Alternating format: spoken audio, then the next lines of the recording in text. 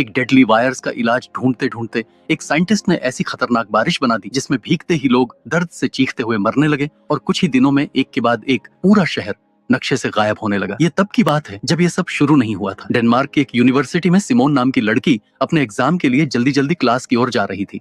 तभी अचानक उसके पिता फेडरिक वहां पहुंचते हैं और बिना कुछ बताए सिमोन को पकड़कर अपनी कार में बैठा लेते हैं। कार में पहले से ही सिमोन का छोटा भाई रेशमस और उसकी माँ बैठे हुए थे। फेडरिक बेहद घबराया हुआ था और बिना कुछ समझाए कार को बहुत तेज चलाने लगा। वह उन्हें जंगल के अंदर बने एक गुप्त बंकर की ओर ले जा रहा था जिसे उसकी कंपनी अपोलो ने तैयार किया था। मौसम भी तेजी से बिगड़ रहा था और लगता था कि किसी भी वक्त बारिश शुरू हो जाएगी। इसी बीच फेडरिक की तेज रफ्तार के कारण आगे कुछ गाड़ियों का एक्सीडेंट हो गया जिससे सड़क पूरी तरह ब्लॉक हो गई। लोग गुस्से में फेडरिक से बहस करने लगे लेकिन उसे किसी की परवाह नहीं थी। उसने तुरंत अपनी फैमिली को कार से उतारा और उन्हें लेकर भागते हुए जंगल के अंदर घुस गया। वहां पहुंचते ही आसमान से बारिश की पहली बूंदें गिरनी शुरू हो गई थी। फेडरिक ने जल्दी से अपने फिंगरप्रिंट से बंकर का लॉक खोला और सबको लेकर अंदर चला गया। अंदर पहुंचकर सिमोन और रेशमस दोनों हैरान थे कि आखिर उनके पिता उन्हें यहाँ क्यों लाए हैं। बंकर में हर जरूरत का सामान था, कई सालों तक के लिए खाना, पानी और एक खुद का एयर प्रोसेसिंग सिस्टम भी। सिमोन अपने पिता से सवाल करने ही वाली थी कि तभी फेडरिक ने प्रोटेक्टिव सूट पहना और बाहर जाने की तैयारी करने लगा। वह बस इतना कहता है, जब तक मैं वापस ना आ जाऊं कोई भी बंकर से बाहर नहीं जाएगा। सिमोन उसे रोकने की कोशिश करती है